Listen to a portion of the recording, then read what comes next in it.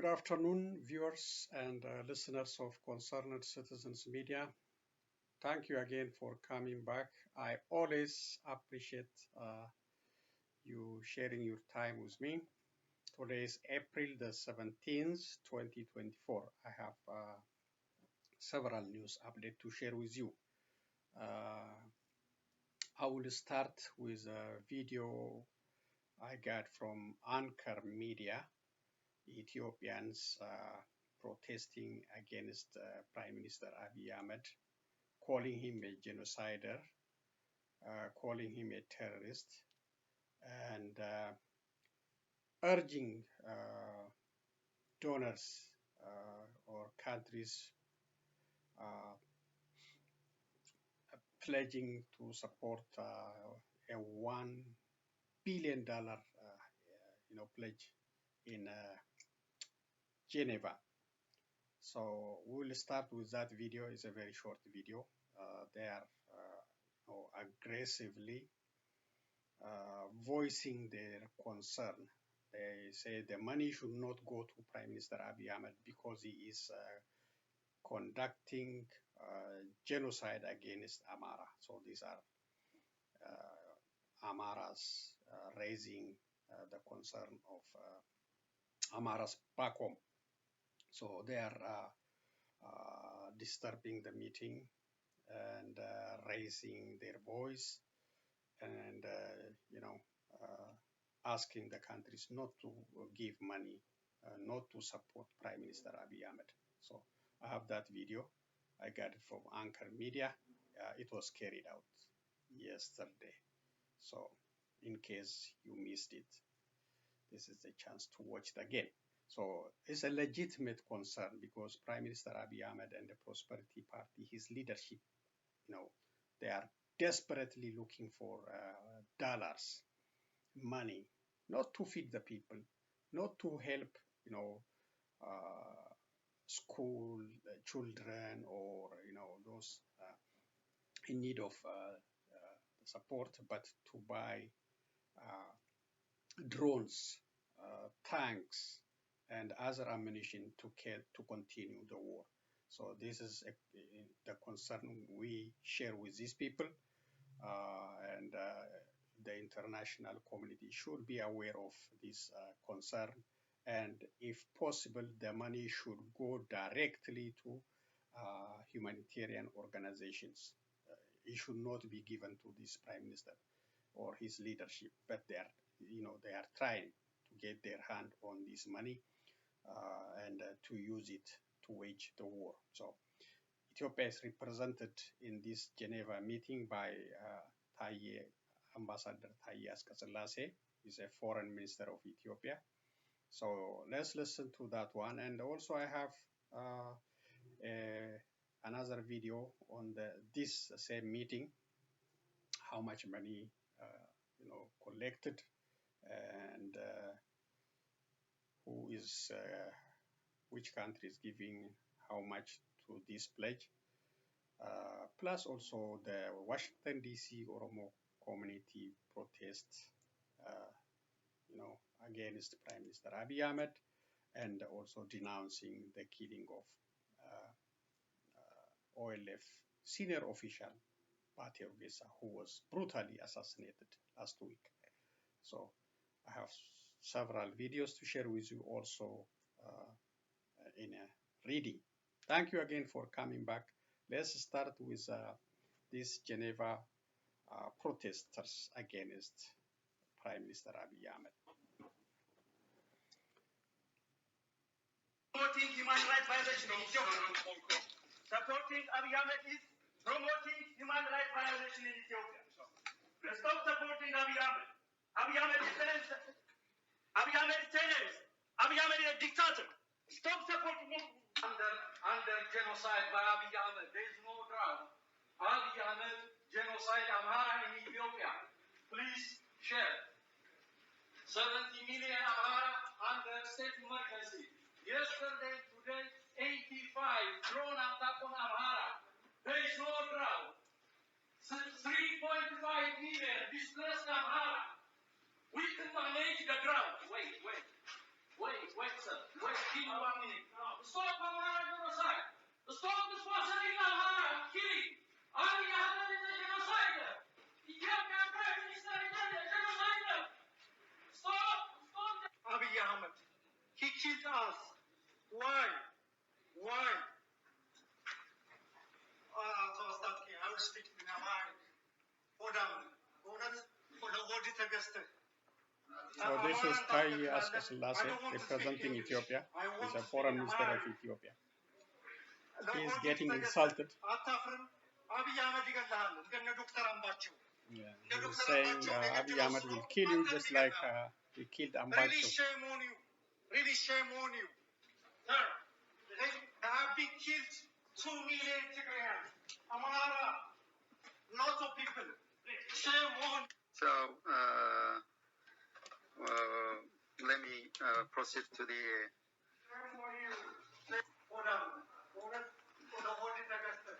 I'm not here to be insulted, man.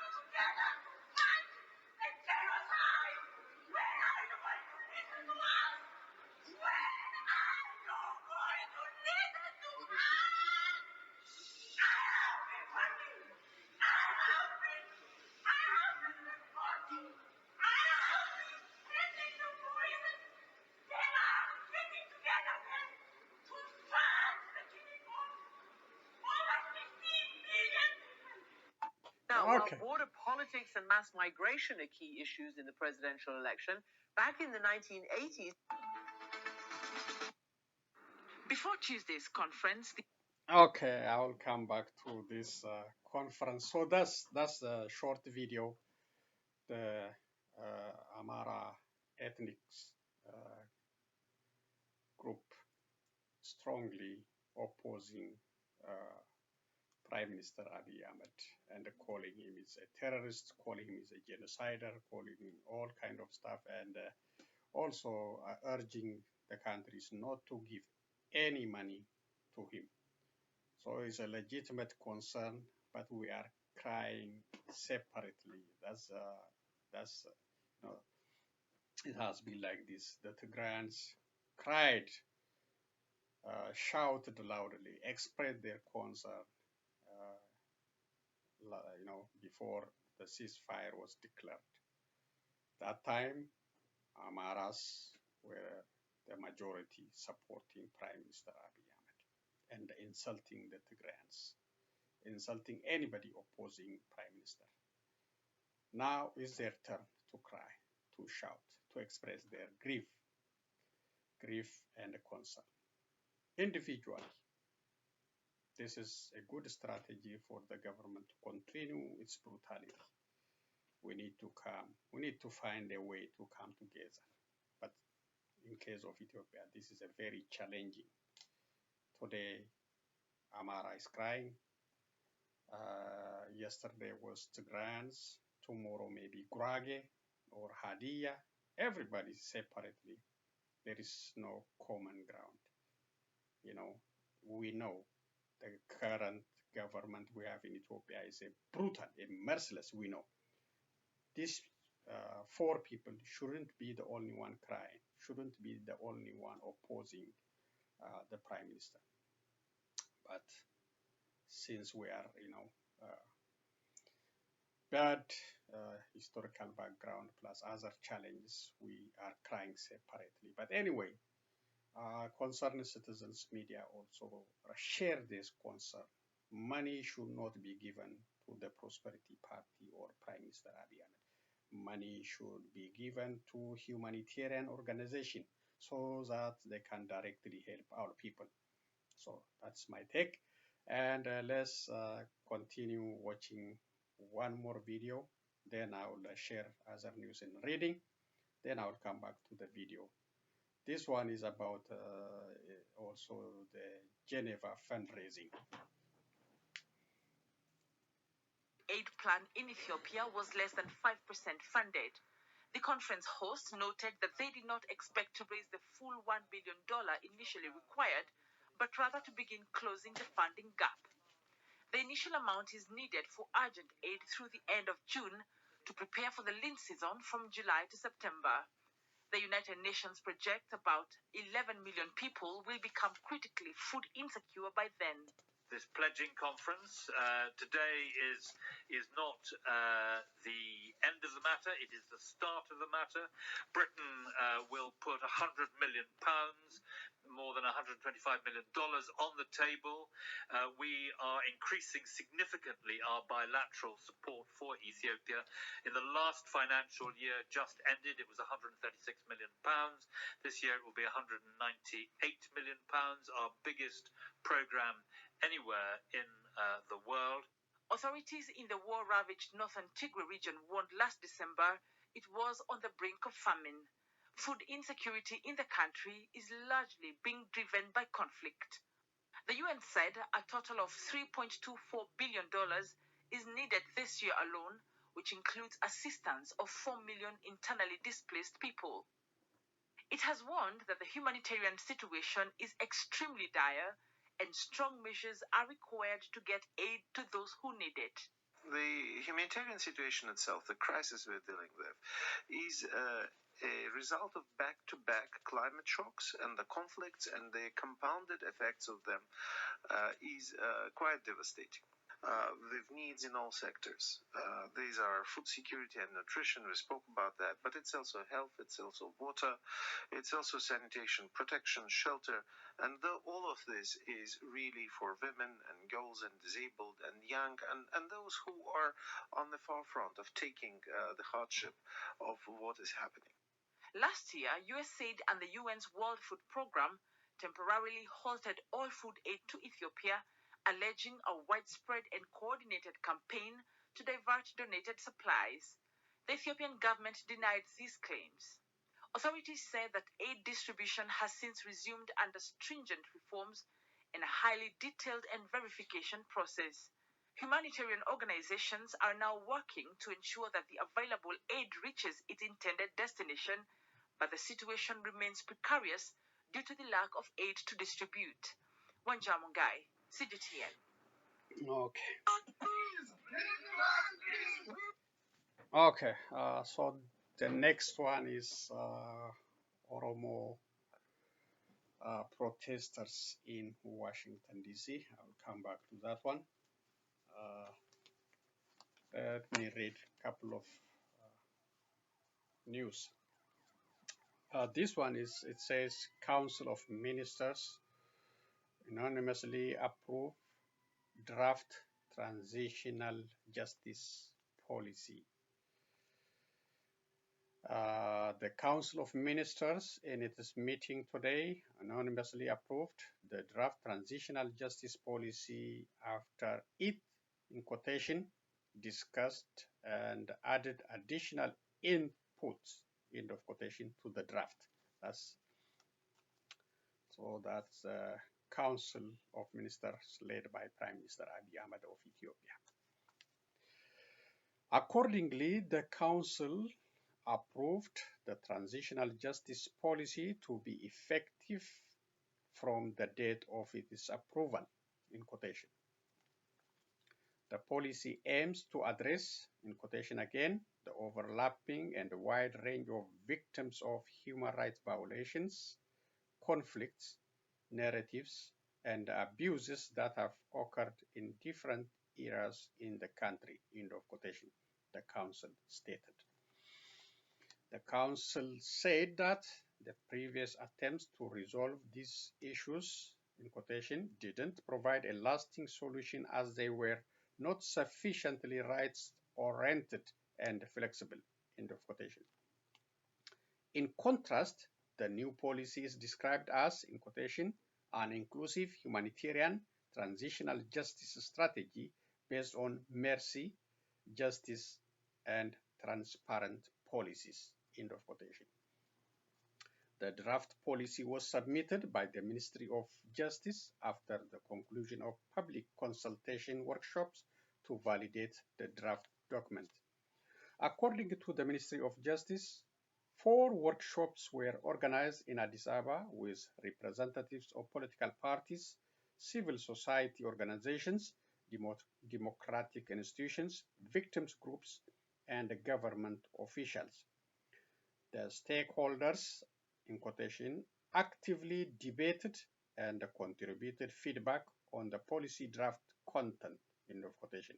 The statement from the ministry reads, in September 2023, a team of 14 experts leading public consultations on transitional justice policy options under the auspices of the ministry said it had concluded the consultations that had been underway across the country since March 2023.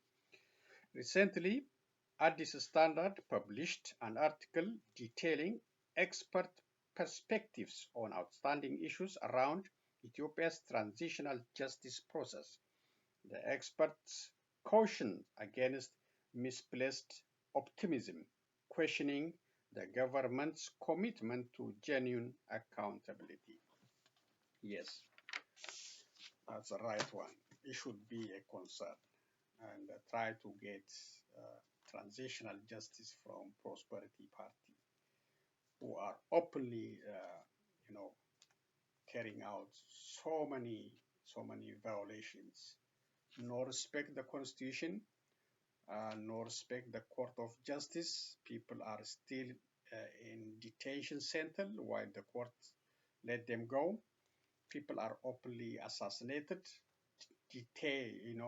massive detention centers, arbitrary arrest, so many abuses under Prosperity Party, but they're talking about transitional justice or approving transitional justice. I don't think we're gonna get any from this government, the one carrying out the abuse. When it comes to the Tigray war, these are criminals. So how do you get justice from the one conducting criminal activity? There should be an independent organization, non-government organization who are not hand-picked by Prime Minister or by Prosperity Party with the help of international organizations. But we'll see. This is looks like maybe we're gonna see another round of war between Amhara and Tigray, according to this press statement from Amhara regional government. It says Amhara regional government calls on TPLF to vacate occupied areas swiftly. This is again I got from Addis Standard. In a statement issued earlier today, the Amhara regional government called on the Tigray People's Liberation Front, TPLF, to, in quotation, to fully respect, end of quotation, the Pretoria deal, and again in quotation, swiftly vacate the areas it occupied recently, end of quotation. The statement warned that non-compliance will force, in quotation, the government and the people of the Amhara region, together with other brothers and sisters of Ethiopia, to save the country from destruction and defend our people from violence, end of quotation. So it's a very serious warning. Very serious warning. They are not defending the region, but they are defending the country. So they are warning the TPLF should withdraw.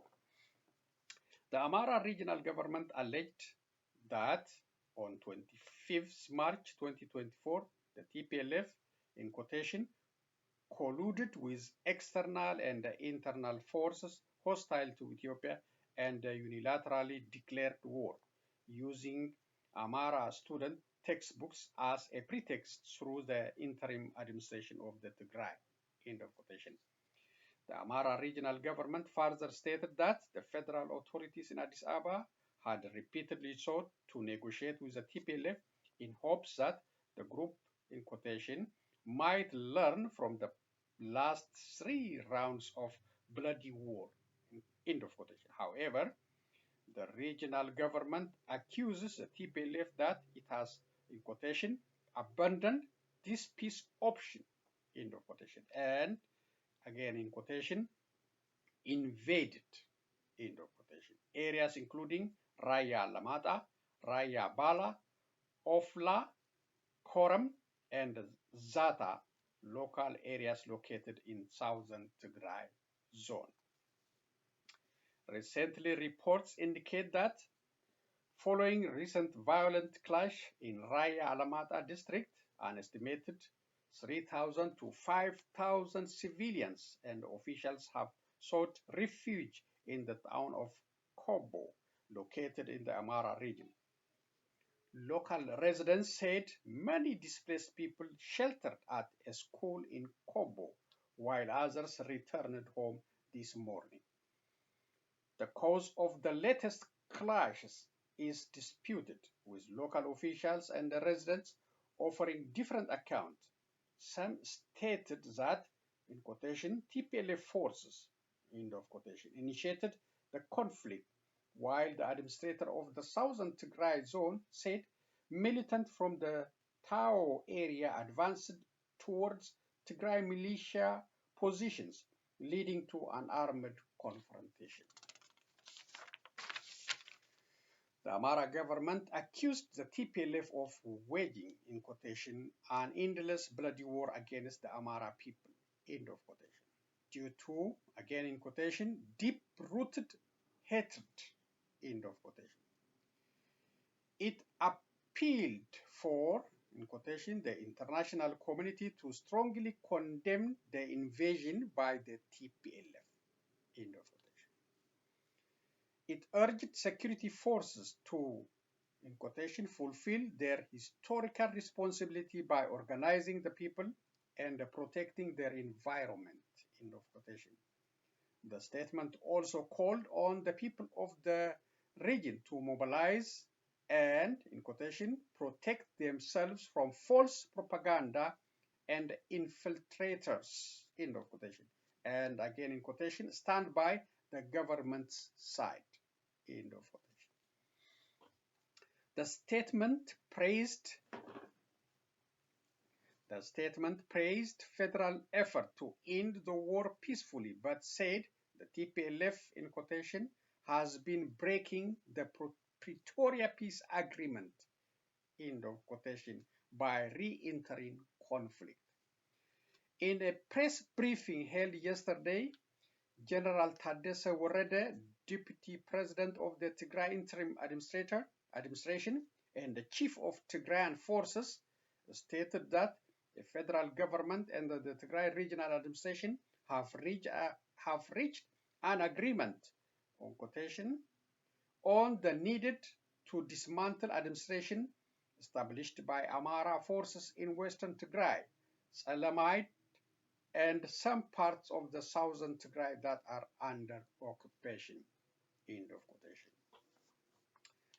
Tadesse said the first step was disbanding armed groups and removing, in quotation, unconstitutional administrations, end of quotation, to be followed by restoring the justice system. However, he noted that the armed groups were disrupting this process. He added that the current status that led forces from the neighboring Amhara region to occupy these areas both in western and southern Tigray was not the initial cause of the war, but the result of the war.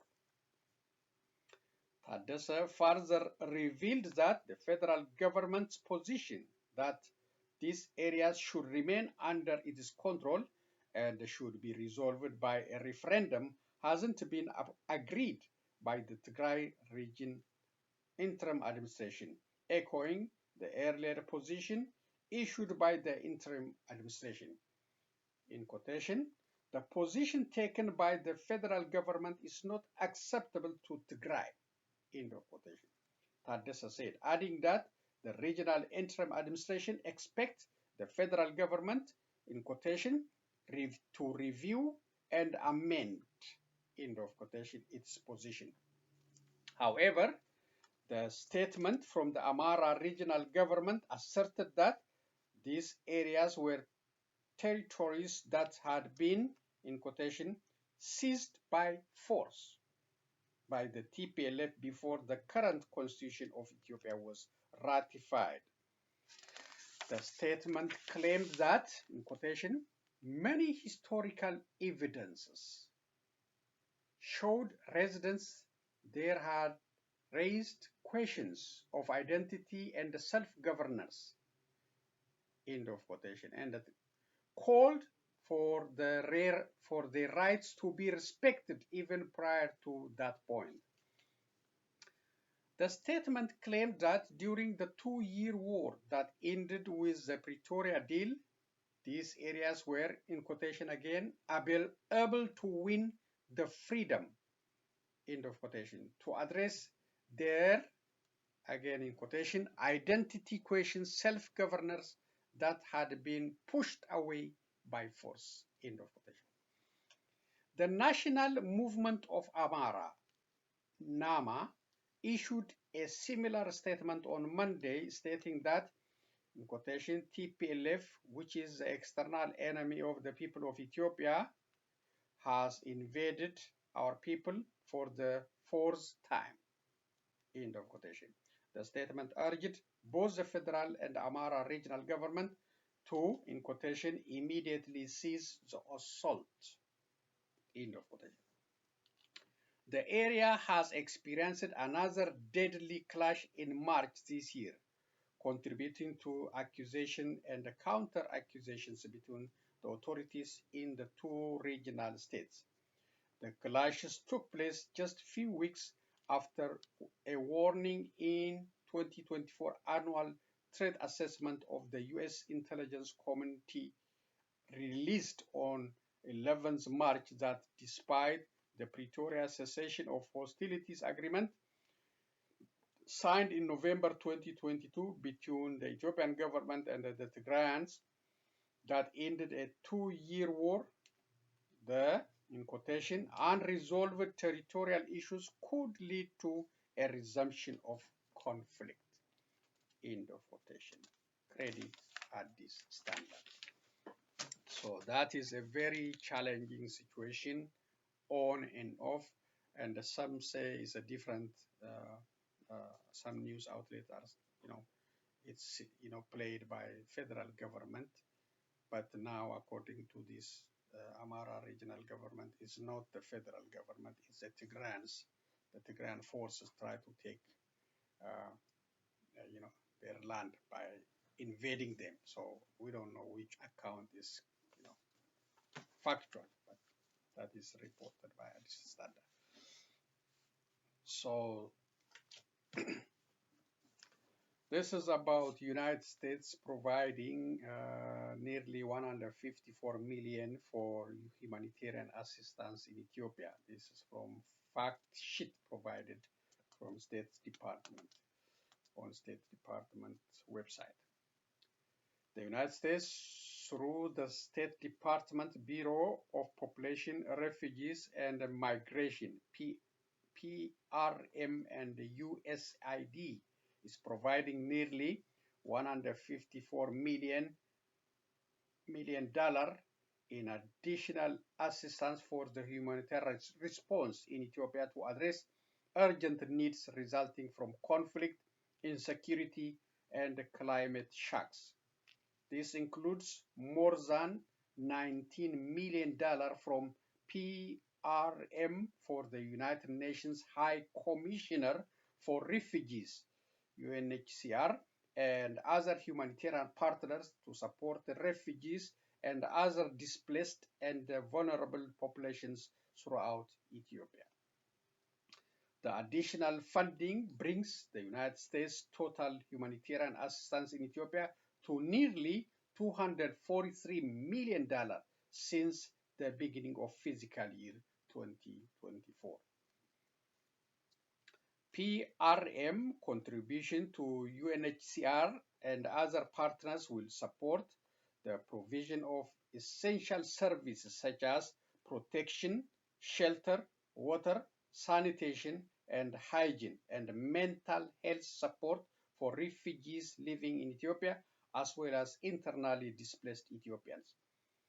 Ethiopia now hosts nearly 1 million refugees, the third largest refugee population in Africa. Since 2023, Ethiopia has welcomed more than 130,000 new refugees and asylum seekers fleeing conflict in Sudan and Somalia. The United States remains the largest humanitarian donor in Ethiopia and will continue to support refugees sheltering in the country. We urge other donors to join us in supporting UNHCR and other humanitarian organizations working to assist the most vulnerable people affected by conflict and other crises throughout the region. Thank you, USA. Thank you, United States, for supporting the challenge, the crisis in Ethiopia. We appreciate $243 million just within how many months now? 2024. This is the fourth month. This is a big money. And so we should appreciate the United States. We should say thank you. And they are also, following the Ethiopian issue very seriously. They tried to resolve the conflict we have in Ethiopia, but due to Chinese and the Russian support for the Prime Minister and the Prosperity Party is still in power. But we need to appreciate the United States. Plus the Amharas. The Amharas now, they are the one crying now. They were also the strong supporter of Prime Minister. That's why we say individual cries will not solve the country's crisis. If we cry together, we will have a force to make change in Ethiopia, to stop the killing squad, Korean again, in that country. We will have a chance. But if you cry individually, you will not be effective.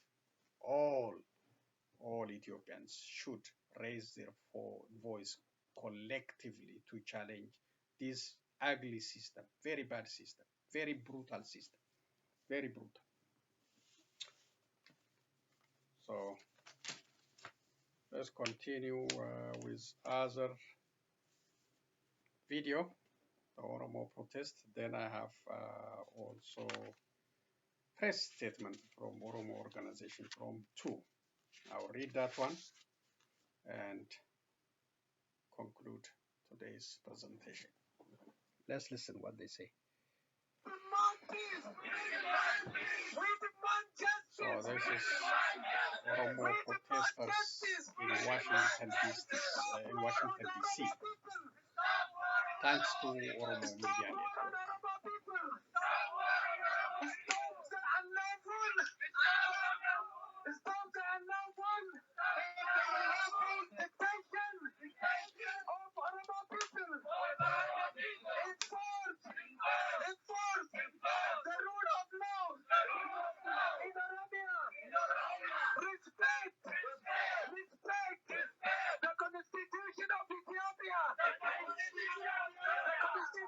Ethiopia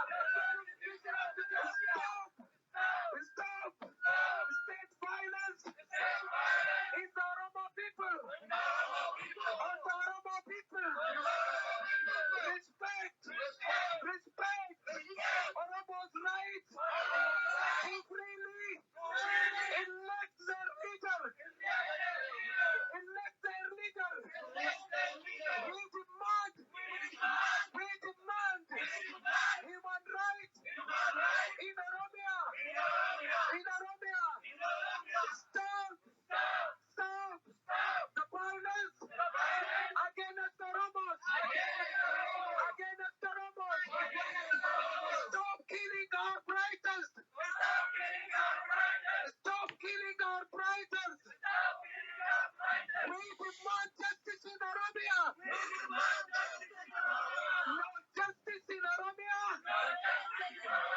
No justice in Oromia. No peace in Ethiopia.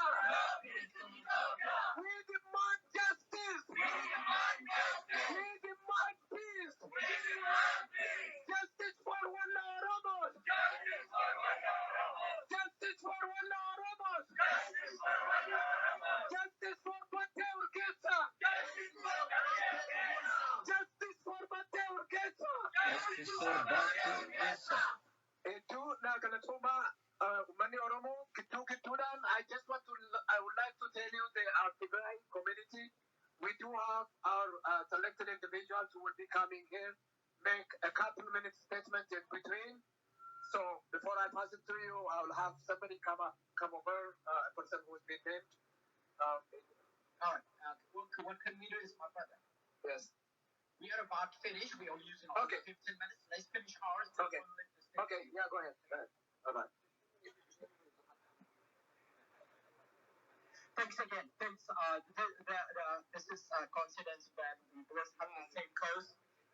We are both ethnics that lives in Ethiopia, and we are here to demand justice on behalf of our people. So we demand justice. We demand justice. We demand justice. We demand justice. We demand justice. We demand justice. We demand justice. You must implement the Pretoria Agreement. We demand justice. The world is going crazy trying to silence us and sell us medicines until our last days. I was already tired. Well, good morning, everyone, and so good to see you all here today.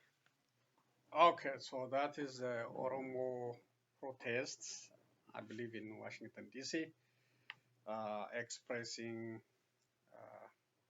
disappointment, disagreement, and their opposition against Prime Minister Abiy Ahmed and his leadership, and also calling for the respect of the Constitution, respect for humanity, respect of freedom, and stop,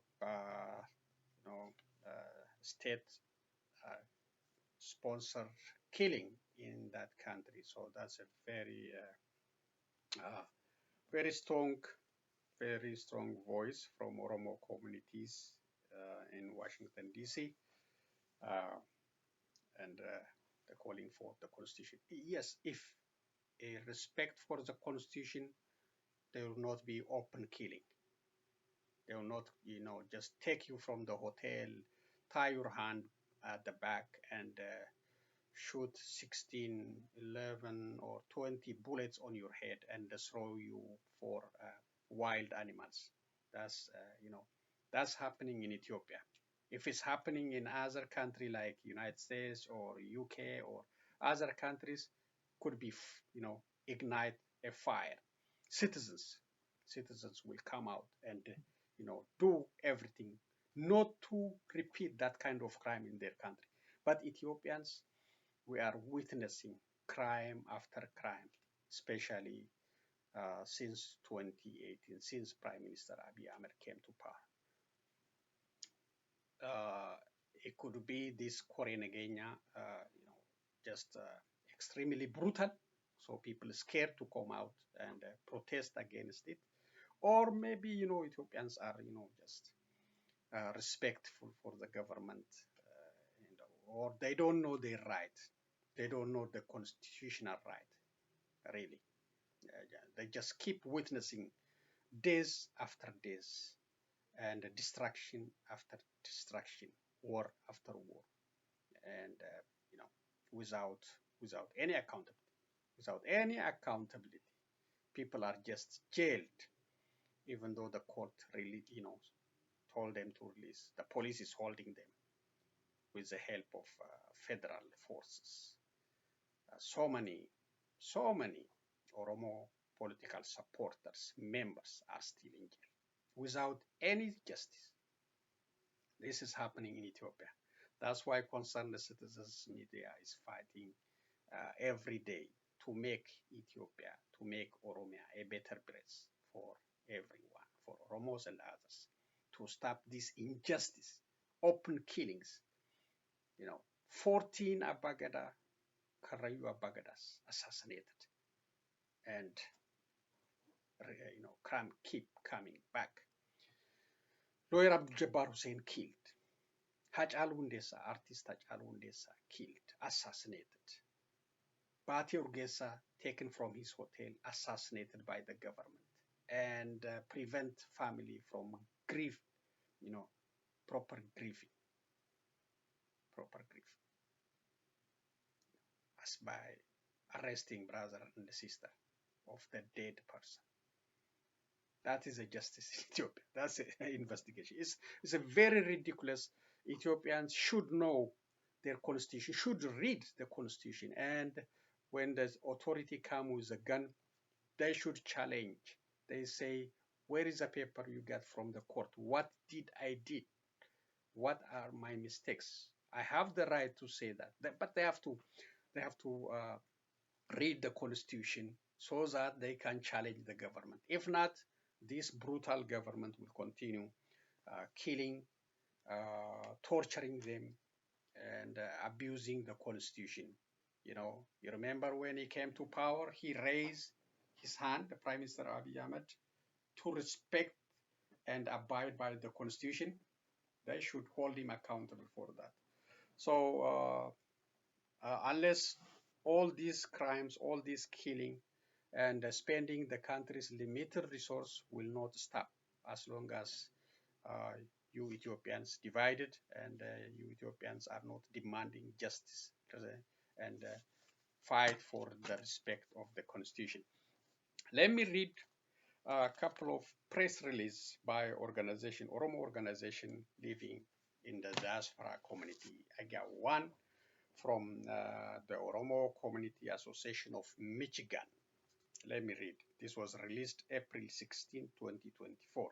Official statement on the assassination of Bate Urgessa. It is with heavy hearts and profound sorrow that we heard about the assassination of Mr. Bate Urgessa on Tuesday, April 9, 2024. We strongly denounce the senseless act that has taken the life of one of our most able politicians. In recent times, Ethiopia has witnessed a disturbing pattern of assassinations targeting individuals who have dedicated their lives to serving their people and advocating for justice and equality. Today, we stand united in condemning these horrific acts and call for the immediate action to bring those responsible to justice. Bate Urgessa was not only a prominent figure within the Oromo Liberation Front, OLF, but he was also a tireless advocate for the rights and well-being of his people. His unwavering commitment to justice, equality, and peace inspired countless individuals across the nation. His tragic assassination is not just a loss for the OLF or the Oromo community, but for all who strive for a better and a more inclusive future. We demand accountability for this heinous crime.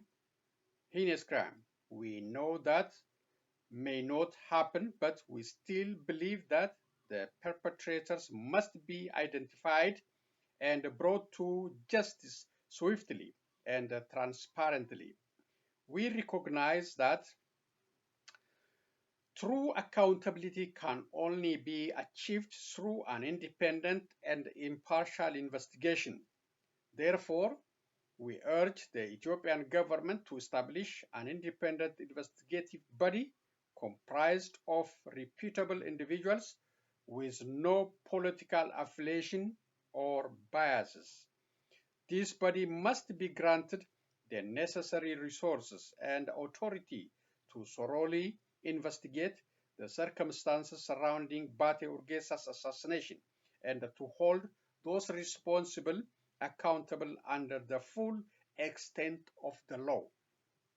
Furthermore, we call upon all stakeholders both domestic and international, to support and uphold the principles of justice, transparency, and accountability in Ethiopia. We extend our deepest condolences to the family, friends, and colleagues of Bate Urgessa. His legacy will forever be remembered, and his commitment to justice will continue to inspire us in our pursuit of a more just and equitable Ethiopia. So that is from Oromo community of the state of Michigan. We appreciate that. This one is from DC, Washington, DC, Oromo community. The board of directors of the Oromo Community Organization of Washington, D.C. metro areas is horrified by, but not surprised, to let the cold-blooded murder of Mr. Bate Urgessa on Tuesday, April 9, 2024. Mr. Bate was a prominent member and a high-ranking official of the opposition Oromo Liberation Front, OLF.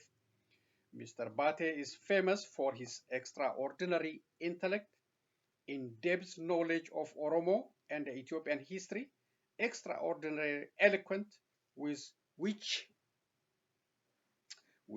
he has been explaining the injustices the Oromo nation endured in the Ethiopian Empire, and suggesting unhindered democratic dispensation as the only solution at various public forums. For these political views, Mr. Bate has been repeatedly detained and tortured by the same regime that invited OLF to return from exile and participate in a peaceful political process in 2018. The reason why the Oromo Community Board is not surprised with his gruesome murder. With this barbaric murder of Mr. Bate, there have been too many political assassinations of Oromo and other politicians and activists in Ethiopia, and yet no one has been held accountable to date. The board of directors of the Oromo Community Organizations condemns in the strongest terms these extrajudicial killings of innocent civilians of their political beliefs. The board also hereby calls for an international investigative body to conduct a credible and impartial investigation so that accountability and justice is served for the murder of Mr. Bate Urgessa. It is critical that those responsible for such heinous crimes are held accountable and law and order prevails to prevent further political assassinations and chaos in the country. The Board of Oromo Community Organization extends its deepest condolences to Bate's family, his compatriots, and the Oromo nation at large during this difficult time. Board of Directors, Oromo Community Organizations of Washington, D.C. So, thank you guys. Thank you, these organizations, for, releasing this press statement. So we hope to see change through all this calling for accountability, respect for the constitution, ending this endless violence in Ethiopia.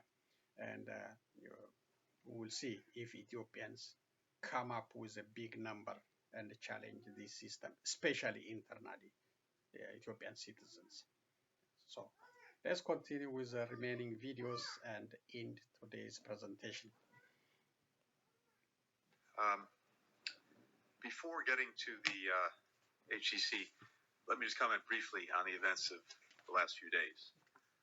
Over the weekend, as you know, Iran launched hundreds of missiles and drones against Israel. This was an attack unprecedented in its scope and in its scale. In its scope, because it represented the first direct attack by Iran on Israel, and its scale, because, as I said, there were more than 300 munitions fired, including ballistic missiles, as well as land attack cruise missiles and drones. Thanks to Israeli air defenses, as well as support from other countries, including U.S. military assets, virtually all of the incoming projectiles were destroyed and shot down. As President Biden underscored to Prime Minister Netanyahu, the U.S. is committed to Israel's defense. And I think what this weekend demonstrated is that Israel did not have to and does not have to defend itself alone when it is the victim of an aggression, the victim of an attack. In the 36 hours since, we have been coordinating a diplomatic response to seek to prevent escalation. Strength and wisdom need to be the same sides, the different sides at the same point. I've been in close communication with counterparts in the region, and we will continue to do so in the hours and days ahead. We don't seek escalation, but we'll continue to support the defense of Israel and to protect our personnel in the region. Okay, one more video, the last one.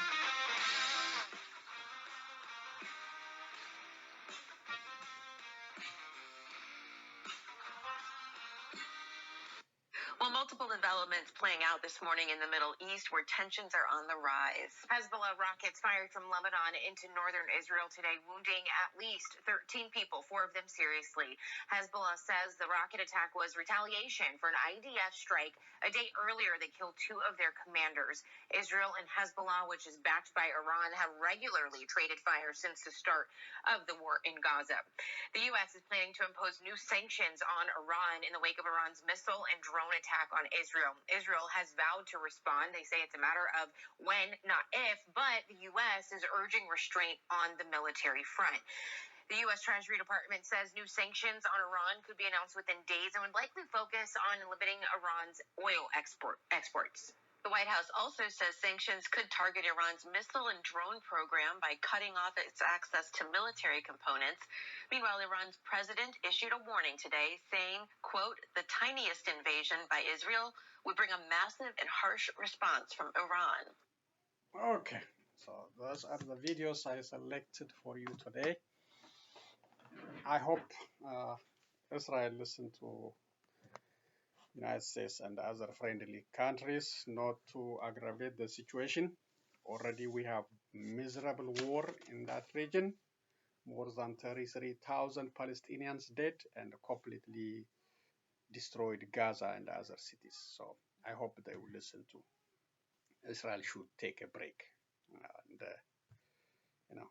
So let me conclude today's presentation by saying Oromos is good, you coming out, and but one day protest will not resolve our concern. It should be done in continuity based. Europeans should wake up. Oromos living in Europe, Canada, they Edmonton, I have received. They did, condemned the assassination and conducted the prayer for Bate Urgessa. Minnesota, they did also. They did prayer and the condemnation of the killing of Bate Urgessa. So it's good. It's good. As long as these cruel assassination and abuses of the constitution, abuses of all kind of human rights in Ethiopia continue, we should be active. We should be active until these things change, until Ethiopia become a better place for Oromos and others. So that's all I have for today. I will be back with other news updates. And be safe. So long, everyone.